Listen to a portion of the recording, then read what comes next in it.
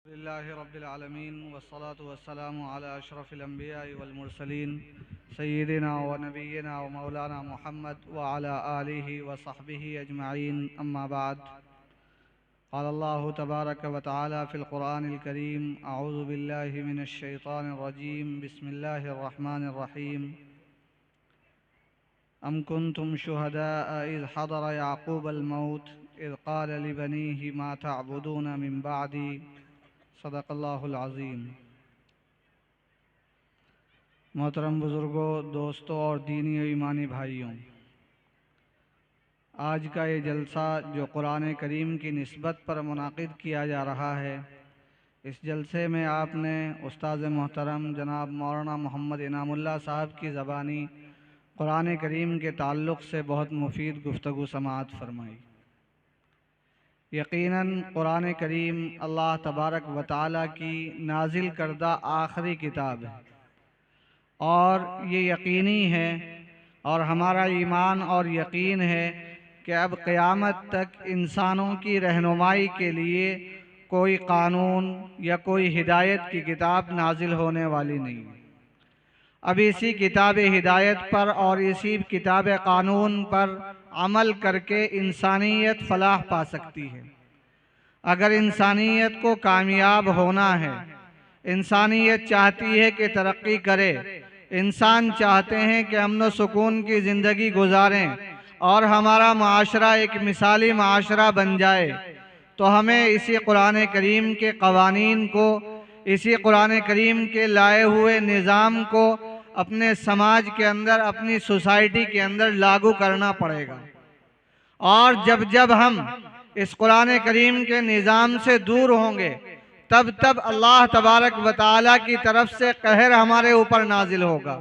मुसीबतें हमारे ऊपर नाजिल होंगी, परेशानियां हमारे ऊपर नाजिल होंगी। अल्लाह तबारक व तआला ने ये कुरान करीम हमें एक आईना बना कर दिया है, हर मोमिन के लिए, हर उस आदमी के लिए जो ये इकरार करता है कि अल्लाह एक है और जो ये इकरार करता है कि मोहम्मद अरबी सल्लल्लाहु अलैहि वसल्लम अल्लाह के आखिरी रसूल हैं। हर उस शख्स के लिए ये कुरान करीम एक आईना है। हर मोमिन अपनी ज़िंदगी को इस आईने में देखे, क्या मेरी ज़िंदगी कुरान के मुताबिक है? अगर कुरान के मुताबिक है तो बहुत बेहतर, और अगर कुरान के मुताबिक नहीं है, जहाँ जहाँ दाग धब्बे लगे हुए हैं, जहाँ जहाँ खामियां नज़र आती हैं, उन दाग धब्बों को धोने की कोशिश करे, कुरान की रोशनी में धोने की कोशिश करे। अगर हम ये करेंगे तो हमारा समाज और हमारी सोसाइटी ये कुरानी समाज बन जाएगा, कुरानी मुआशरा बन जाएगा, और फिर इस मुआशरे के अंदर अमन व सुकून और राहत नसीब होगी। आज हम में से हर शख्स मसाइब का शिकार है, परेशानियों की शिकवे और शिकायतें करता है। किसी को मालूम कर लीजिए, कोई किसी चीज़ की शिकायत करता हुआ नजर आएगा, कोई किसी चीज़ की शिकायत करता हुआ नजर आएगा, और उसके वजूह और उसके असबाब मादी दुनिया में तलाश करेगा कि हमने ये किया इस वजह से ये परेशानी आई, या हमने ये नहीं किया इसकी वजह से ये परेशानी आई। याद रखिए कि हमारे ऊपर जो मसाइब और जो परेशानियां आती हैं, ये कुरान करीम से दूरी इख्तियार करने की वजह से,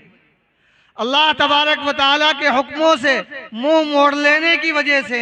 अगर अल्लाह के हुक्मों पर हम कारबंद रहेंगे, कुरान करीम को अपनी ज़िंदगी में दाखिल कर लेंगे, तो कोई मुसीबत, कोई परेशानी हमारे ऊपर नहीं आएगी। और अगर कोई मुसीबत और कोई परेशानी बतौर आजमाइश के हमारे ऊपर आएगी भी, तो अल्लाह तबारक व तआला के यहाँ उसके बदले बड़ा अज्र यकीनी तौर पर हमें मिलेगा। हमें ये यकीन होना चाहिए। आज हम अपनी जिंदगी को कुरान करीम के आईने में देखें, अपने ईमान को कुरान करीम के आईने में देखें कि हम जिस ईमान का दावा करते हैं, हमारे समाज के लोग, हमारे घराने के लोग जिस ईमान का दावा करते हैं, क्या वो कुरान करीम की कसौटी पर वो ईमान पूरा उतरता है या नहीं उतरता है? इंसान जिस चीज़ से मोहब्बत करता है, जो चीज़ इंसान को महबूब होती है, इंसान उसे बड़ी हिफाजत के साथ, बड़ी एहतियात के साथ लॉक में बंद करके, तालों में बंद करके रखता है। कोशिश करता है कि किसी चोर की निगाह उस पर न पड़े, कोई डाका उस पर न डाले, कोई लुटेरा न आ जाए कि उस कीमती मता को, उस कीमती सामान को हमसे लूट कर ले जाए। मेरे भाइयों, हम सब की जिंदगी में सबसे ज्यादा कीमती मता और सबसे ज्यादा कीमती असासा अगर कोई है तो वो कुरान करीम पर ईमान है, अल्लाह तबारक व तआला पर ईमान है, जनाब मोहम्मद रसूलुल्लाह सल्लल्लाहु अलैहि वसल्लम पर ईमान है। लेकिन हम इस ईमान का कितना तहफ़्फ़ुज़ करते हैं ये हम और आप सभी जानते हैं। हम मस्जिद में आते हैं तो मुसलमान होते हैं, लेकिन जब हम मस्जिद से बाहर निकलते हैं तो मस्जिद से बाहर कदम रखते ही न मालूम कितने लोग हैं जो हमारे ईमान पर डाका डालने के लिए तैयार खड़े हुए हैं और हम आसानी से उनके शिकार हो जाते हैं। हमने अपने ईमान को कोई कीमती चीज नहीं समझा, क्योंकि ये ईमान हमें विरासत में मिला है। हमारे माँ बाप मुसलमान, हमारे दादा परदादा मुसलमान थे, उनके जरिए से ये ईमान हम तक मुंतकिल हो गया है, इसलिए हम इसे कोई कीमती चीज नहीं समझते। इसके तहफ़्फ़ुज़ को और इसके हिफाजत के लिए हम किसी तरह का कोई इक़दाम नहीं करते, कोई मेहनत नहीं करते। आज सबसे ज्यादा जरूरत इस बात की है कि हम अपने ईमान का तहफ़्फ़ुज़ करें।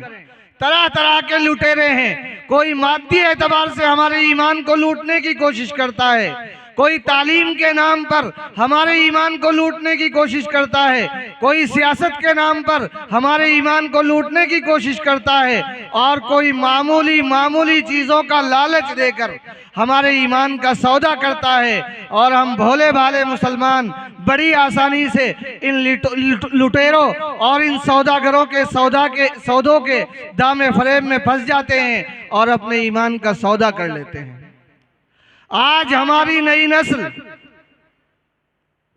ये हमारा सबसे बड़ा सरमाया और सबसे कीमती असासा है। इंसान अपने बच्चों के लिए, अपनी नई नस्ल के लिए सारी जिंदगी मेहनत करता है, कुर्बानियां देता है, बाप मजदूरी करता है, धूप में जाकर मजदूरी करता है, इसलिए ताकि मेरे बच्चे राहत और आराम के साथ जिंदगी गुजारें, सुकून के साथ जिंदगी गुजारें। वो दुनियावी चीज़ों के लिए तो कोशिश करता है कि दुनियावी एतबार से मेरी ये नस्ल और ये मेरे बच्चे राहत और आराम की ज़िंदगी गुजारें, लेकिन ईमान के लिए, उनके ईमान के तहफ़्फ़ुज़ के लिए, उनके ईमान को बचाने के लिए हमने क्या कुर्बानियाँ दी हैं और क्या कोशिश की है। क्या हमने कभी इस बारे में गौर किया?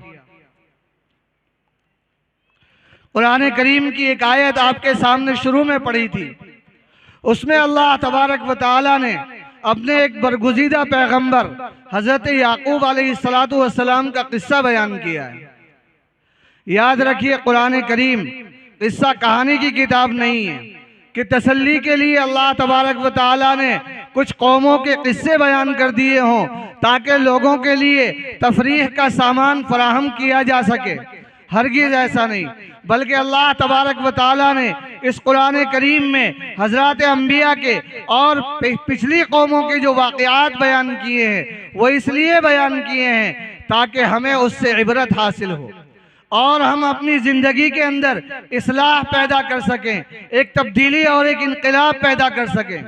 कुरान करीम ने हज़रत याकूब अलैहिस्सलातु वस्सलाम का वाक़या बयान किया कि याकूब अलैहिस्सलातु वस्सलाम अल्लाह तबारक व तआला के एक बरगुज़ीदा पैगंबर, अल्लाह के नबी, जिन्हें अल्लाह तबारक व तआला ने इस रोए ज़मीन पर अपने दीन मतीन के पैगाम की नशर व इशाअत के लिए मबऊस फरमाया। जब ये नबी इस दुनिया से रुखसत होता है और इसकी जाकनी का आलम होता है, अल्लाह तबारक व तआला के पास जाने का वक्त आता है, तो ऐसे मौके पर ये नबी अपनी आलो औलाद को जमा करता है, अपने बेटों को जमा करता है, अपनी बेटियों को जमा करता है, अपने पोतों नवासों और नवासियों को जमा करता है, और जमा करने के बाद जो सवाल करता है वो सवाल हमारे ज़मीर को बेदार करने के लिए और हमारे दिलों पर दस्तक देने के लिए काफ़ी है। आज अगर हम में से किसी का इंतकाल होता है और हमारे घर के अफराद उसके पास जमा होते हैं तो उनके दिल में ये ख्वाहिश होती है कि मरने वाला ये बताकर जाए कि किस बैंक में कितना बैंक बैलेंस है, कहाँ किस जगह मेरी कितनी प्रॉपर्टी है। और जाने वाला भी उसके दिमाग में भी ये बात होती है कि मैं अपनी सारी चीज़ों के बारे में, सारी जायदाद के बारे में अपने इन लोगों को बाखबर कर दूं और इनसे जमानत ले लूं कि मेरे मरने के बाद ये इस जायदाद को बर्बाद नहीं करेंगे। दुनियावी एतबार से इंसान ये सोचता है, लेकिन अल्लाह का पैगंबर जिसे अल्लाह तबारक व तआला की रहनुमाई में जिसने ज़िंदगी गुजारी, वो इस चीज़ के बारे में नहीं सोचता, बल्कि वो एक ऐसी चीज़ के बारे में सोचता है जो इन सारी चीज़ों से बढ़कर और इन सब चीज़ों से अजीम है। तमाम के तमाम उनके घर के अफराद वहाँ पर बैठे हुए हैं और हज़रत याकूब अलैहिस्सलातु वस्सलाम अपने इस नई नस्ल से, अपने बेटों से, अपने पोतों से जो सवाल करते हैं, अगर हम भी इस दुनिया से रुखसत हो जाने से पहले अपनी आलो औलाद को जमा करके उनसे ये सवाल कर लें और जो जवाब उनकी आलो औलाद ने दिया था, जिससे वो मुतमईन होकर अपने रब के हुजूर हाजिर हो गए, अगर हमें अपनी आलो औलाद से वही जवाब मिल जाता है तो हम भी अल्लाह तबारक व तआला के यहाँ इत्मीनान के साथ चले जाएंगे। वो सवाल किसी जायदाद के बारे में नहीं था, वो सवाल किसी मालो दौलत के बारे में नहीं था, किसी दुकान के बारे में नहीं था, बल्कि हज़रत याकूब अलैहिस्सलातु वस्सलाम ने जो सवाल किया वो सवाल था मा ताबुदून मिन बादी, कि ए मेरे बच्चों, मैं इस वक्त दुनिया से रुखसत हो रहा हूँ, इस आखिरी वक्त में मैं तुमसे एक सवाल कर रहा हूँ, अगर तुमने इस सवाल का जवाब मेरे मुताबिक दे दिया, रब की मर्जी के मुताबिक दे दिया, तो मैं इत्मीनान के साथ इस दुनिया से रुखसत हो जाऊंगा। वो सवाल ये था कि ए मेरे बच्चों, बताओ कि जब मैं इस दुनिया से चला जाऊंगा मेरे बाद किसको पूजोगे, किसकी इबादत करोगे। कहीं ऐसा तो नहीं कि मेरे जीते जी तुम अल्लाह तबारक व तआला को पूजते रहो, लेकिन जब मैं इस दुनिया से चला जाऊं तो तुम बुतों की परस्तिश करने लगो, अल्लाह के अलावा दूसरे बातिल माबूदों के सामने सर झुकाने लगो, उनसे अपनी ज़रूरियात का सवाल करने लगो। ये वो सवाल था जो हज़रत याकूब अलैहिस्सलातु वस्सलाम ने अपनी आलो औलाद से इस दुनिया से रुखसत होने के वक्त किया था। हम में से हर शख्स गौर करे, क्या कभी किसी ने ये सोचा है अपनी औलाद के बारे में कि अगर मेरी औलाद से ये सवाल किया जाए, मेरे पोतों से, मेरी पोतियों से और मेरे घर के अफराद से अगर ये सवाल कर लिया जाए मा ताबुदून मिन बादी, कि तुम मेरे बाद किस चीज़ की इबादत करोगे, तो उस वक्त उनका जवाब क्या होगा। अगर आपने अपनी औलाद की तरबियत दीनी एतबार से की है, आपने उन्हें कुरान की तालीम दी है, आपने उन्हें हदीस रसूल से वाकिफ़ कराया है, आपने उन्हें इस्लामी अकायद की तालीम दी है, आपने उनके अंदर ईमान की मोहब्बत को, रसूलुल्लाह सल्लल्लाहु अलैहि वसल्लम से इश्क को उनके दिलों के अंदर पेवस्त किया है, तो फिर इंशाअल्लाह इस नई नस्ल का जवाब भी वही होगा जो जवाब हज़रत याकूब अलैहिस्सलातु वस्सलाम की आल औलाद का था। लेकिन अगर हमने इस नई नस्ल की फिक्र न की और इसे इसकी मर्जी के मुताबिक जिंदगी गुजारने की खुली छूट दे दी, जैसा कि आजकल हो रहा है कि नई नस्ल की तमाम तमन्नाओं को, तमाम ख्वाहिशात को वालिदैन ये समझते हैं कि पूरा करना है,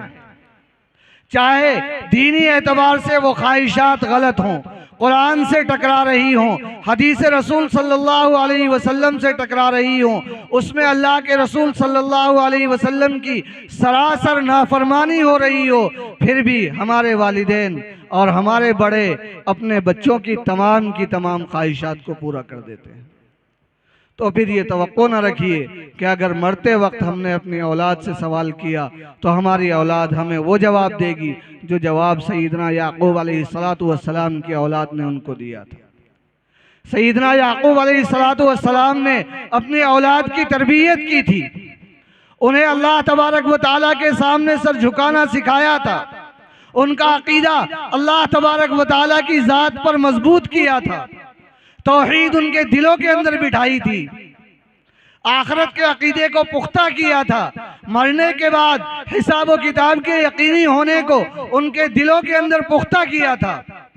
तो उस औलाद ने जवाब दिया, नाबुदु इलाहका व इलाहा आबाइक, ए हमारे अब्बा जान,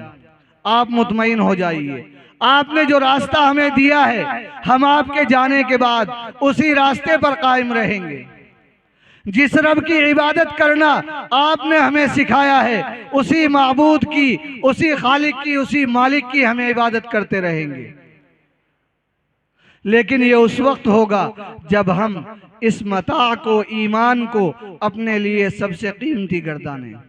आज हम दूसरी चीज़ों को अपनी ज़िंदगी के अंदर कीमती समझते हैं, उन चीज़ों को अहमियत देते हैं। अगर आज हमने अपनी नई नस्ल की फ़िक्र न की, इनके अक़ीदे को महफूज रखने की कोशिश न की, इन्हें कुरान करीम से वाबस्ता न किया, तो याद रखिए आज यहाँ जलसे में, दीनी जलसे में आप यहाँ इसलिए बैठे हैं कि आपके वालिदैन ने आपके बचपन में आपके दिल के अंदर दीन की, दीन वालों की, कुरान करीम की कहीं ना कहीं किसी न किसी तरह मोहब्बत पैदा की थी। तो उसका असर आज नज़र आ रहा है कि आप दीन के नाम पर यहाँ मौजूद हैं। लेकिन अगर आपने अपनी नई नस्ल के अंदर ये मोहब्बत पैदा ना की तो फिर ये नई नस्ल यहाँ इन जलसों में या इन दीनी महफिलों में या इन दीनी तकरीबात में नहीं आएगी। बल्कि डर है, जैसा कि मौलाना ने अभी फरमाया था कि हमारी ये नई नस्ल इर्तिदाद का शिकार हो जाएगी, दीन से दूर होती चली जाएगी। और ये हमें नज़र आ रहा है, हम सुबह शाम देख रहे हैं, अखबारात पढ़ते हैं, वाक़यात सुनते हैं, सोशल मीडिया के ज़रिए मालूम होता रहता है कि हमारी नई नस्ल, हमारी बच्चियां, हमारी बहनें, हमारे नौजवान, वो लोग इर्तिदाद का शिकार हो रहे हैं। कोई लालच की बुनियाद पर, कोई खौफ और डर की बुनियाद पर, कोई रोशन मुस्तकबिल की बुनियाद पर, कोई अच्छी तालीम की बुनियाद पर। क्यों? इस वजह से कि उनके दिलों के अंदर ईमान की मोहब्बत नहीं पैदा की गई। उन्हें ये नहीं समझाया गया कि तुम्हारे लिए सबसे अजीज और सबसे कीमती चीज़ ईमान है, इस ईमान के लिए तुम जान की बाजी लगा दोगे, दुनिया हाथ आए ना आए, लेकिन ईमान न जाए। जब तक ये तालीम अपने औलाद को हम नहीं देंगे और इस तालीम की को यकीनी तौर पर अपनी नई नस्ल के अंदर मुंतकिल नहीं करेंगे तो फिर इस मुल्क के अंदर हमारा मुस्तकबिल महफूज नहीं है। अगर हम चाहते हैं कि हमारा मुस्तकबिल इस मुल्क के अंदर महफूज हो तो इस मुल्क के अंदर अपने मुस्तकबिल को महफूज करने के लिए सबसे ज़्यादा ज़रूरी बात यही है कि नई नस्ल के अंदर दीन को मुंतकिल किया जाए, ईमान की कदर कीमत को उनके दिलों के अंदर मजबूत और पेवस्ता किया जाए, अकीदे की मोहब्बत उनके दिलों के अंदर उतारी जाए। अल्लाह तबारक व तआला हमें और हमारी नई नस्ल को और इनके ईमान को सलामत रखे और इस मुल्क के लिए और इस मुल्क में मुसलमानों की बका के लिए फ़ैसला फरमाए। वाखिर दावाना अल्हम्दुलिल्लाह। माशाअल्लाह, जज़ाकल्लाह। बहुत